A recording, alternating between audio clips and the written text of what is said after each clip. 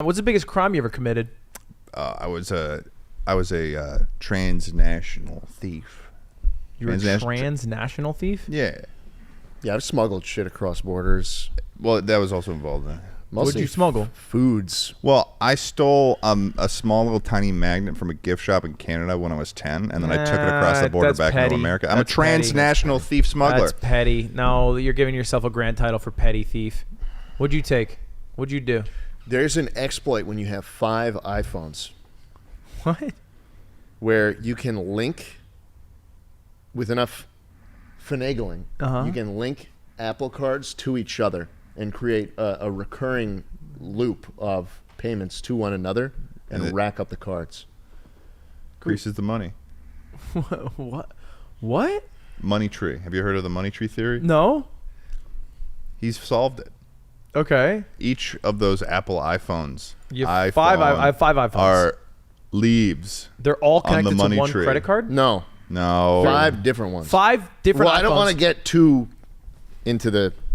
Can I learn a little bit, though? Yeah. I have 5 iPhones. Yeah, I have 5 Apple cards. It's a recursive formula that involves Invented by him. that involves Yes. separate Apple card accounts and like the flip side to the same coin, the iMessage money requests. Did you ever take calculus?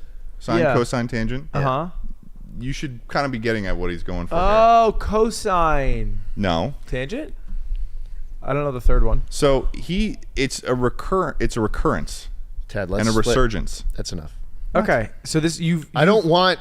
Listen, I say too much, then it gets. I'll tell you one patched, thing though. okay? This is your. You've done this. Yeah, I'll tell you one thing though. You do this. I do this for how much money? Well, how much are you starting with? It's like you. Well, I haven't tested it to its limit because I'm already rich, but every month I kind of up the ante to see just how far I can get. You're scamming Apple out of like hundreds of dollars? Well, no, it depends on the towers. What? What the fuck am I listening to? Well, no, okay, so if you need, it depends on strength. It depends on the towers. Strength of who? The towers. Will? No. Oh. It depends on the towers. It does? Is he being real? The connection. Yeah, it does depend on the towers sometimes. Some have to be, okay, there has to be distance and like a different tower. So ideally one of them is in a location where you have to like send requests multiple times. Tucker, am I dumb for not understanding this yet? No, nothing they say makes sense. Mine is way simpler. I just ran an illegal online gambling ring, allegedly. I made thousands. I had a rake. Really? It was like Morgan's game? Megan's game? Gerald's game. What's that? Tucker, can you look it up? Megan's game? Megan's game? Mandy's game? Megan's Poker. game. Megan's game poker? I mean, imagine my surprise when I first learned about this when Schlatt had just been over to my place and he had left and gone to the studio Megan's before game me. Poker? And You found the dead zone phone. Shay discovers a phone in our couch. This is real. A phone. It's not like a Schlatt joke phone of like with, 99 I did this. This no, is like a phone with actually full battery and a default wallpaper with a red sticker. Are you scamming? You're scamming Like a for color-coded $100s. phone- a color-coded I have seen your net phone. worth. It changes by a factor of This is tens true. of Why are you looking at thousands me on like a day-to-day that? basis. You're scamming for hundreds. Soon it will be more. Is it for the rush? Is this Bernie Madoff shit? Is this going to take you down? But think about how crazy this was, though. Should you admit this? Lud, think about how crazy this was, because I was communicating with him via text message, and then we find a new phone. The only person that had been there besides Shay and I was the cleaners. So I called them. I'm like, "Is this your phone?" And I take a photo of it. I sent them. They're like, "No, there's not. No, we have our phones. I'm texting you right now." I'm like, "Oh, yeah, that makes sense." So then I'm like trying to figure out whose phone this is. It's got full battery, so it's not like it's been there for like a long time at all. So I've got my phone. Shay's got hers. Tucker's got his. Come to find out it's Schlatt's burner? Come to find out it's one of many within this, one of the many leaves on the money tree that Schlatt has created. He calls it money tree? No. He coined that phrase. I kind of like it. Do you like it? I like it. And so on one of the early podcasts, I put this on the table. Oh, you confronted him. I confronted him with that on the podcast. Wow. How long ago was this? This was, I mean, in the time of the viewers, it was probably about 5 weeks ago. But in the time of us, it was maybe 3 days ago. Wow. What the fuck is wrong with you? I'm like a paramotorer. You know, I have everything. I don't get that I one. have everything figured out, and so every time I go up, I fly a little closer to the sun. You're risking it all for hundreds from a megacorp that could take you down without thinking about it. Why didn't you just say that you were like Icarus? Why did you have to use that paramotorer route? I don't know. Because rich people. Because remember, rich people. It's rich people. Back to rich people. They make it risky. Yeah. So in college, I joined an illegal gambling ring. Okay. It was run by these two tax guys. It was a poker group online. So we're just like admitting stuff now? Is that what's This is going on? alleged.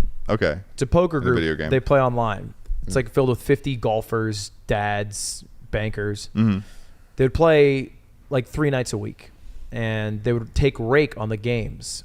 And that's illegal to take a rake. That's what makes it illegal. What's a rake?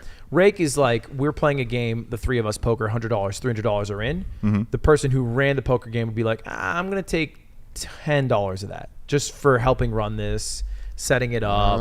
And this will help me do things in the future to help set up more games. So That'd be illegal. So how do casinos make money? Casinos are different. They're sanctioned to gamble, but like we couldn't do that. Like the same way we couldn't run a blackjack room in here today. We couldn't. Okay. So rake in it of itself is not illegal, but if you have like a license. But if you don't have a license, it's illegal. Like anything else, like selling liquor without a license. Right. So anyway, they took rake, and these two guys ran it. They're two tax attorneys. That's ironic. Start of the year comes Well, actually, around. that's not. Start of the year comes tracks. around. They're like, hey, we can't run any games. We're too busy. Meanwhile, I've lost $1,500 playing these games. I've chewed through all my savings that I got working at Apple. Like a little mouse. I'm chewing like a mouse. I'm getting fucked like a rat. dog, and it's your dad involved. You're chewing like a mouse, getting fucked like a rat. That's right. And they hit me up and they say, hey, would you mind like running games? Like we'll give you a cut of the rake. Ooh. And I'm like, sure, I'm down. So I start running games, and I figure out like, best times to run games, and I start running them more frequently, and I start taking some of the pool that we've raked in to make big games on Sundays. But part of the deal they made is that I would be allowed to play in one game a week for free. And that was the real money. So I would set up like $50 buy-in game, $30 buy-in game. But then one a week, I would do the big bonus pool. This is why you give rake, is so we can do a big bonus pool. We'll do a $100 game with a $1,000 bonus on Sundays. I play in that one free. Right. There's only like 20 guys in there. There's a good chance that I make some money on it. Occasionally I walk away if I just win one with over $1,000. Yeah. So I just got to win one in every few weeks. Just got to win one. Just And that I big started break. I started winning. I started getting better. I was top of the leaderboard for a little bit. They had a leaderboard of wins. Wow. And then I graduated college. Had to move. Stop playing. Did you end positive or negative? Positive. Nice. Positive, like probably made like 2,500 Good shit. Wow. Nice. I'm up about that much. with your money tree. Yeah. So you're doing it for 2,500? Yeah. It just doesn't seem like you understand how it Literally works. Talk about gamer subs for 5 seconds. I don't think you understand how it compounds. It's money tree. It's like it's almost. Why are you piping up? Well, it's almost Why are you laughable. piping up, Mister? I went to fucking Canada and stole something from a grocery store. Well, because hearing about it from him is exciting. Your thievery isn't equivalent. Well, yeah, but I feel like I can live vicariously through him when I learn about it. What's the biggest crime you committed? The biggest crime I've Don't committed. fuck around. You drive high? DUI? That's a crime. He's thinking back to how many times he's done it, not which time. Well, I mean, I've gotten a speeding ticket. Okay. Oh, that's the big. You sound like Margaret Thatcher. Do you? Dried up right now. I That's that because they asked this question. It wasn't Margaret Thatcher. Who's the other one? Wait, oh, so that Who's was your the other- answer of your biggest crime? Yeah. Oh, I see. I thought you were just telling a story. No, it was my biggest crime. It was related. Wow. Who's the former after Margaret Thatcher woman ran UK? She was one of the prime ministers. Theresa May. They asked her. I'll tell you one thing. They asked her what the most trouble she got in was, and she said, "Oh, as a kid, we used to get into some trouble by jumping and frolicking in the flowers." That was like her answer. That's hilarious. Dead ass. I'll That's tell what you sound like. I'll tell you one thing. one time when I did a semester I may have talked about this on the podcast, but one time I did a semester in college in LA, and we were transporting 3 ounces of weed back to Ithaca, New York with us. No. On a plane? No, in the truck. Driving? Yeah, and so we were like, we were taking the southern route, so we were gonna go through like, you know, Arizona, Texas, yada yada. Yeah. And we decided there's like a little area down below where you keep like toolkits or whatever in the truck, and we decided to put that all in a plastic bag and then put it down there. So it was like in the lowest part of the car, and on top of it was a bunch of like suitcases and all that. And we were like, sweet. Like, even if someone were to like look through a little bit, it's like they would have to fucking like strip down the car. It'd be such a pain. Yeah, it would be a huge pain. And it would like, and you know, I mean, we're white. So Privileged. Basically, Welded powerfully. Basically what happened was we had little things to have on the road, you know, little pieces of weed, little edibles or whatever, and a grinder and stuff, and that went in the glove box. And we're driving along, we're having a good time, and we're going through Texas. And there's this weird thing in Texas when you're going from the west to the east, where a lot of there's no like major kind of interstates that can majorly go through that area. So, but there are highways, but the way the highways work is it's like you're going on a 75 mile per hour road until you reach a small town, and then maybe in the span of 1,000 feet, you will go from 75 miles per hour down to 45, down to 35. Same road. Wow, confusing. So, and these towns aren't necessarily very big, but the change happens very fast. Yeah. So and they'll camp out. Yeah. So cops will. Basically, I see that 75 go down to like a 35 or 45 or whatever, and I'm slowing down. But in the process of doing that slowing down, I'm going past a cop, you know, like 22 over the speed limit. Right, and the speed change is not a gradient. When it's 35, it's 35. Yeah, once you pass it, you've entered the speed zone, yeah. You know? So I'm getting pulled over now, and then I turn to my buddy who I'm road tripping with at the time, and I'm like, hey, can you hand me the license and registration from the glove box? And he does that, and he hands it to me.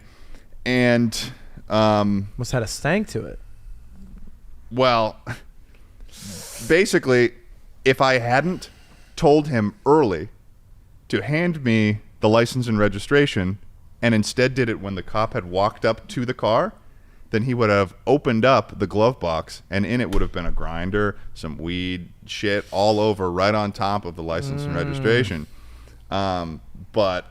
And this guy wasn't really playing around either, too, because when he pulled us over, he was like, neither of us were high or anything like that, but he was like, how you guys doing? Where you coming from? And we're like, oh, we're going from California to Massachusetts. Shouldn't have said California. 2 legal states at the time, mind you. You should. Oh, mistake to say California. Yeah. You're coming from New Mexico next time. Yeah. Yep. So going basically, to Louisiana. He's like, hey, you're going 22 over the speed limit. I'm like, I'm sorry. Sorry. And he like did the whole thing where he like asked me to get out of the car. Wow. Yeah, and I was like, okay. I got out of the car, and then like, it was funny. A fucking tire pressure gauge fell out and went on the ground, and he was like, "What's that?" And if you look at a tire pressure gauge, it looks like a crack pipe. Kind of looks like a crack pipe a little bit. 100% does. So I look at it, I'm like, that's a tire pressure gauge. Like, and he was like, okay. And I get back in, and then he like goes to the thing, and I like turn to my buddy, and he's like, I hadn't looked at him the whole time, but I look at him there, and you know, he smoked a little bit more of weed than I did, and you know, he had maybe more or less gotten in trouble for it before. So he was there, and he was like sort of like almost a stone cold. He was shivering, Ghost like he white. was shivering in fear, and it was. Yeah. And so I looked at him, and I was like, I shouldn't have looked over at him, because then I looked at him and I was like, made you nervous. Oh, okay. So there's something legitimate to be worried about right now. Yeah.